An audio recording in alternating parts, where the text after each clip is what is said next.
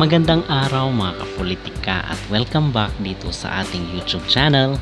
In this video is pag-uusapan po natin itong dalawang kandidata ngayon na sikat, pinag-uusapan at trending dito sa social media na pinag-uusapan ng ating mga netizen.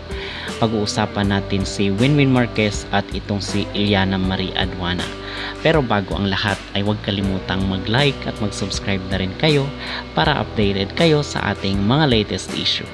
At may papost nga po itong si Iliana Marie Aduana at si Winwin Marquez dito sa kailang social media na kung saan ay nagpapahiwatig na talagang go na sila para dito sa Miss Universe Philippines 2025. At napag-usapan natin at natalakay na natin itong dalawang kandidata doon sa ating mga previous video. At dito kay Iliana Marie at although tayo naman mga kapolitika yung sinasabi natin na nagbibigay lang tayo ng opinion, at the end of the day sila pa rin ang mag-decide para sa kailang mga sarili.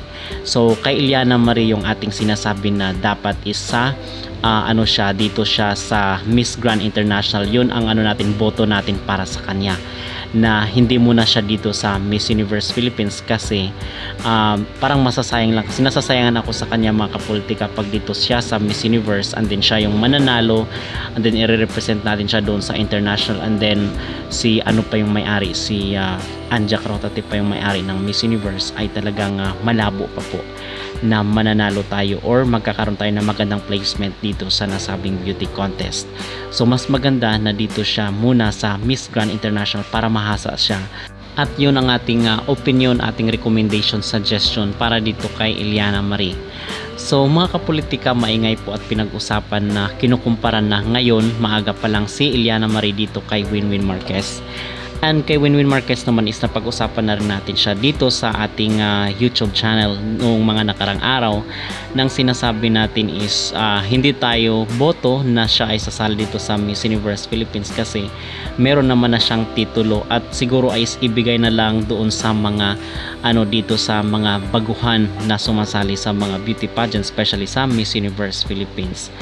And mga kapolitika, sa tingin ko maging controversial kasi meron nang Marquez na nanalo sa katauhan ni Michelle Marquez D. And then here comes si kasi nga doon controversial yung pagkapanalo ni Michelle Marquez D dahil nga sinasabi marami ang nagbigay ng opinion na na-impluwensyahan daw yung mga connection ng kanyang nanay na si Melanie Marquez.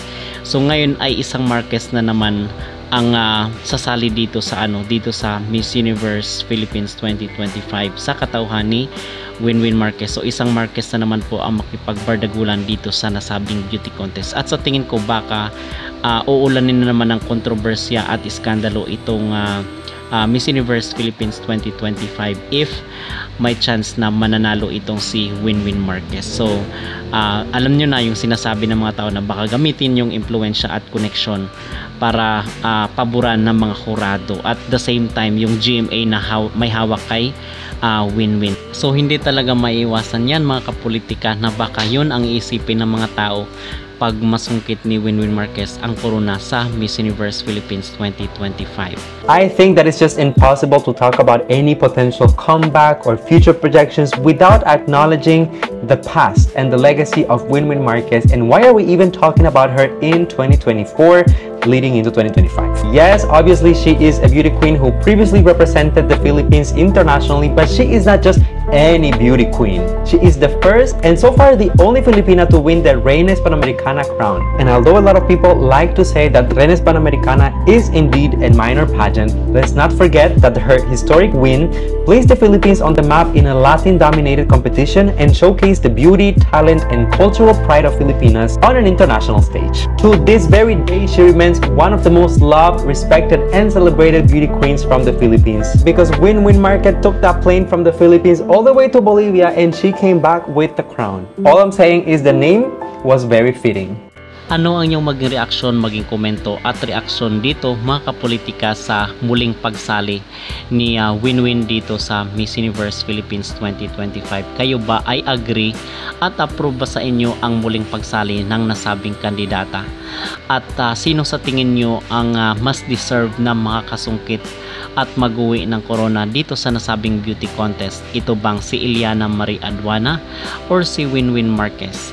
Mag-comment down below at huwag kalimutang mag-like at mag-subscribe na rin kayo para updated kayo sa ating mga latest issue. The first picture is the first time I message you to conquer the Miss Universe. I am always rooting for you, supporting you all the way when you have a new content on your social media platform. I even post you here, to give support, and to give a feedback that you deserve. And now, you are giving us a hint that you'll give us in another good fight. This post might be so OA, but I really appreciate that you heard not just me, but also thousands of your ardent fans. This post may be an unsure thing, but I believe this year 2025 would be the Ilana's fight for the crown.